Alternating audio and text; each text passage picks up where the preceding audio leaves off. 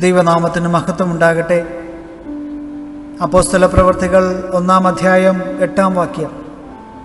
എന്നാൽ പരിശുദ്ധാത്മാവ് നിങ്ങളുടെ മേൽ വരുമ്പോൾ നിങ്ങൾ ശക്തി ലഭിച്ചിട്ട് യെരുശലേമിലും യഹൂദയിൽ എല്ലായിടത്തും ശമര്യയിലും ഭൂമിയുടെ അറ്റത്തോളവും എൻ്റെ സാക്ഷികളാകും എന്ന് പറഞ്ഞു. ഏറ്റവും അനുഗ്രഹിക്കപ്പെട്ട ഈ പുതിയ ദിവസത്തിൻ്റെ ഈ നല്ല പ്രഭാതത്തിൽ, ഈ പ്രഭാത സമയം ദൈവകരങ്ങളിലേക്ക് നമുക്ക് നമ്മെ തന്നെ സമർപ്പിക്കാം. ഒരു ദിവസത്തേക്ക് ആവശ്യമായ ഊർജം നമുക്ക് ലഭിക്കേണ്ടതിന് തമ്പുരാനോട് നമുക്ക് യാചിക്കാം. ജീവിതമെന്ന് പറയുന്നത് ഒരു യാത്രയാണ്. അനേക പ്രതിസന്ധികൾ നേരിട്ട് നാം ഈ യാത്ര മുന്നേറിക്കൊണ്ടിരിക്കുകയാണ്. അനേക പ്രതിസന്ധികൾ നമുക്ക് മിക്കപ്പോഴും ഉണ്ടാകാറുമുണ്ട്. ഈ പ്രതിസന്ധികളെ, ഈ തടസ്സങ്ങളെയൊക്കെ എങ്ങനെ നേരിടുന്നു എന്നതിൻ്റെ അടിസ്ഥാനത്തിലാണ് ജീവിതത്തിൻ്റെ വിജയങ്ങളും പരാജയങ്ങളും ഒക്കെ നിർണ്ണയിക്കപ്പെടുന്നത്. പലപ്പോഴും ഇവ വൻ മലകൾ കണക്കെ നമ്മുടെ മുമ്പിൽ ഉയർന്നു നിൽക്കുന്നുണ്ടാകാം. പലപ്പോഴും അവയുടെ വലിപ്പം നമ്മെ ഭയപ്പെടുത്തുന്നുണ്ടാകാം. എങ്ങനെ കീഴടക്കുമെന്ന് പലപ്പോഴും നമ്മെ ഭാരപ്പെടുത്തുന്നുണ്ടാകാം. എന്നാൽ നമ്മുടെ ജീവിതയാത്രയിൽ നാം ഇവിടം വരെ എത്തിച്ചേർന്നിരിക്കുകയാണ്. നമുക്കൊരു അതിർ ദൈവം നിശ്ചയിച്ചിട്ടുണ്ട്. അത് നമ്മുടെ പദ്ധതി പ്രകാരമല്ല. വലിയവനായ ദൈവം നമ്മുടെ മുമ്പിൽ അതിരുകളെ വിശാലമാക്കി തന്നിരിക്കുകയാണ്. സന്തോഷത്തോടെ,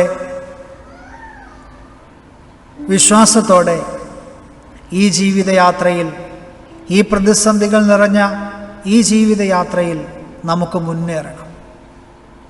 അതിരുകൾ നാം നമ്മുടെ ജീവിതത്തിൽ ഭൗതിക നിലവാരത്തിലും ആത്മീക ജീവിതത്തിലുമൊക്കെ ഉപയോഗിക്കുന്ന ഒരു വാക്കാണ്.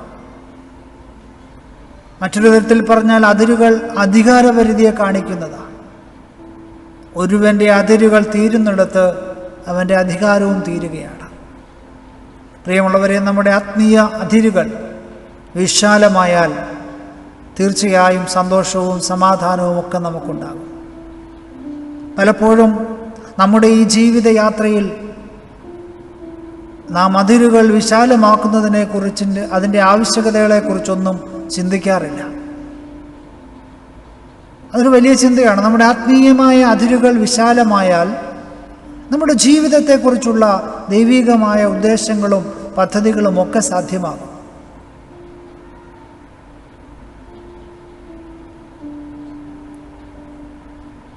സൃഷ്ടിതാവും രക്ഷിതാവുമായ ദൈവത്തിന് നമുക്കുള്ളതെല്ലാം പ്രയോജനമായി തീരുന്ന അവസ്ഥയാണ് ഈ ആത്മീയമായ വിശാലത എന്ന് പറയുന്നത്.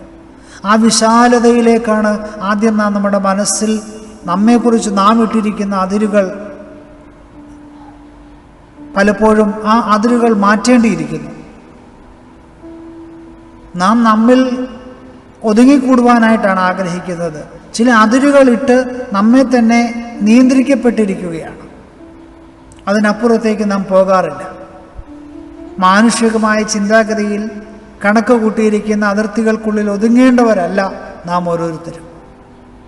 ദൈവത്തിൻ്റെ പദ്ധതികൾ, നമ്മെക്കുറിച്ചുള്ള പദ്ധതികൾ, അത് വളരെ വലുതാണ്. നമ്മുടെ കഴിവുകളും സാധ്യതകളും പരാജയങ്ങളും ഒക്കെ വിലയിരുത്തി മറ്റുള്ളവർ കണക്ക് കൂട്ടിയിരിക്കുന്ന അതിരുകളിലും നാം നിൽക്കേണ്ട ആവശ്യമില്ല.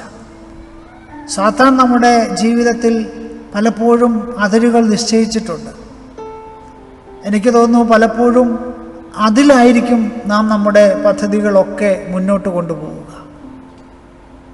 നീ ഇത്രയൊക്കെ ആത്മീയമായി വളർന്നാൽ മതി എന്ന് പറഞ്ഞ് അവൻ വരച്ചിരിക്കുന്ന ഒരതിരുകളിൽ നാം ആയിരിക്കുന്നു. പ്രിയമുള്ളവരെ, ആ അതിരുകളെ നാം ഭയപ്പെടേണ്ട ആവശ്യമില്ല. ഈ അതിരുകളൊക്കെ ഭേദിച്ച് ദൈവം ആഗ്രഹിക്കുന്ന അതിരുകളോളം നാം മുന്നേറണം. അതിന് വിശ്വാസത്തോടു കൂടിയുള്ള ഒരു പ്രാർത്ഥന നമുക്ക് ആവശ്യമാണ്. ദൈവത്തിൻ്റെ ആ വലിയ കൃപയുണ്ടെങ്കിൽ മാത്രമേ ഇത്തരത്തിലുള്ള അതിരുകളെ ഭേദിക്കുവാനായിട്ട് നമുക്ക് കഴിയുകയുള്ളൂ. നാം മറ്റുള്ളവർക്ക് മാതൃകയുള്ളവരായിത്തീരണം. പലപ്പോഴും ആത്മീയ ലോകത്ത് നമ്മെ ഉറ്റുനോക്കിക്കൊണ്ടിരിക്കുന്ന കണ്ണുകൾ ഇന്ന് കുറച്ചുകൂടി ആഴത്തിൽ നമ്മെ ഉറ്റുനോക്കിക്കൊണ്ടിരിക്കുകയാണ്.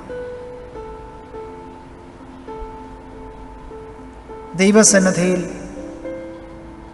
ആത്മാർത്ഥതയുള്ളവരായി നാം ആയിരിക്കണം.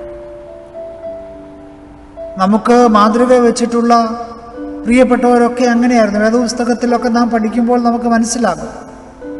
കൂടാരപ്പണി ചെയ്യുന്ന വിശുദ്ധനായ അപ്പോസ്തലനായ വിശുദ്ധ പൗലോസ് താൻ ചെയ്യുന്ന ജോലിയെക്കുറിച്ച് തനിക്ക് വലിയ അഭിമാനമായിരുന്നു. തനിക്കൊരു ജോലി ഉണ്ടായിരുന്നു, അത് കൂടാരപ്പണിയായിരുന്നു. അത് ചെയ്യുമ്പോൾ തന്നെയാണ് തൻ്റെ അതിരുകളെ താൻ വിശാലമാക്കിയത്. 2 തെസ്സലോനിക്കർ 3-ാം അധ്യായത്തിൽ നാം അത് വായിക്കുന്നുണ്ട്. ക്രിസ്ത്യാനികൾ അനുകരിക്കേണ്ട ഒരു മാതൃക. ഞങ്ങളെ അനുകരിക്കേണ്ടത് എങ്ങനെയെന്ന് നിങ്ങൾ തന്നെ അറിയുന്നുവല്ലോ. ഞങ്ങൾ നിങ്ങളുടെ ഇടയിൽ ക്രമം കെട്ട് നടന്നിട്ടില്ല, ആരുടെയും ആഹാരം വെറുതെ അനുഭവിച്ചിട്ടില്ല. നിങ്ങളിൽ ആർക്കും ഭാരമായി തീരരുതെന്ന് വെച്ച് ഞങ്ങൾ അധ്വാനത്തോടും പ്രയാസത്തോടും കൂടെ രാപ്പകൽ വേല ചെയ്തു പോകുന്നത് അധികാരമില്ലാഞ്ഞിട്ടല്ല, അനുകരിപ്പാൻ നിങ്ങൾക്ക് ഞങ്ങളെ മാതൃകയാക്കി തരേണ്ടതിനാണ്. ഇപ്രകാരം അനുകരിപ്പാൻ, നമ്മെ അനുകരിപ്പാൻ എത്ര പേർ മുന്നോട്ട് വരും? നാം എത്ര പേർക്ക് മാതൃകയുള്ളവരായിത്തീരും? നമ്മുടെ അതിരുകളെ നാം എത്രമാത്രം വിശാലമുള്ളതാക്കി തീർത്തിട്ടുണ്ട്. പ്രിയമുള്ളവരെ, നാം ആയിരിക്കുന്ന ഇടങ്ങളിൽ, നാം ജോലി ചെയ്യുന്ന ഇടങ്ങളിൽ, നാം ആത്മീയ മേഖലയിലാണോ നാം അല്ലാതെയുള്ള മേഖലകളിലാണോ ഒക്കെയും നാം ആയിരിക്കുന്നിടത്ത് ദൈവത്തിന് പ്രയോജനമുള്ളവരായി നാം മാറണം. മറ്റുള്ളവർക്ക് സാക്ഷ്യമുള്ള ഒരു ജീവിതമായി നാം മാറണം. നാം അധ്വാനിക്കുമ്പോൾ സമൂഹത്തിൻ്റെ നന്മയ്ക്കായി നമ്മെ തന്നെ സമർപ്പിച്ചുകൊണ്ട് വേണം എല്ലാ കാര്യങ്ങളും ചെയ്യുവാൻ.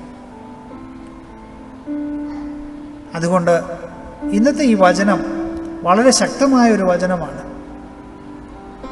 ഭൂമിയുടെ അറ്റങ്ങളോളം പോയി എൻ്റെ സാക്ഷികളാകുക. ഇന്നത്തെ ദിവസം നാം അത് ഏറ്റെടുക്കണം.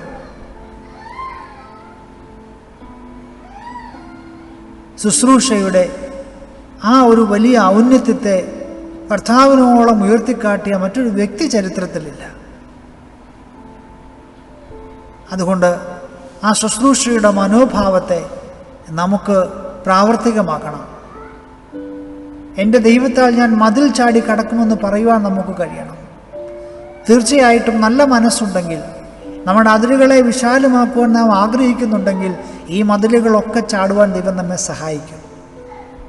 തമ്പുരാൻ നിശ്ചയിച്ചിരിക്കുന്ന അതിർത്തികൾക്കപ്പുറത്ത് പോകില്ല എന്ന് ഇന്നത്തെ ദിവസം നാം ഒരു തീരുമാനമെടുക്കണം. തമ്പുരാൻ ആഗ്രഹിക്കാത്തത് നമുക്ക് ചെയ്യാതിരിക്കാം. അപ്പോഴാണ് കർത്താവ് യേശു ക്രിസ്തു പറയുന്നത് പോലെ ഭൂമിയുടെ അറ്റത്തോളം നമുക്ക് യേശുവിൻ്റെ സാക്ഷികളായി തീരാം. അതുതന്നെ ആയിരിക്കട്ടെ നമ്മുടെ ശുശ്രൂഷകളുടെ അതിരുകളും. ദൈവം അതിനുവേണ്ടി നമ്മെ അനുഗ്രഹിക്കട്ടെ എന്ന് ആത്മാർത്ഥമായി പ്രാർത്ഥിക്കുകയാണ്. ആമേൻ.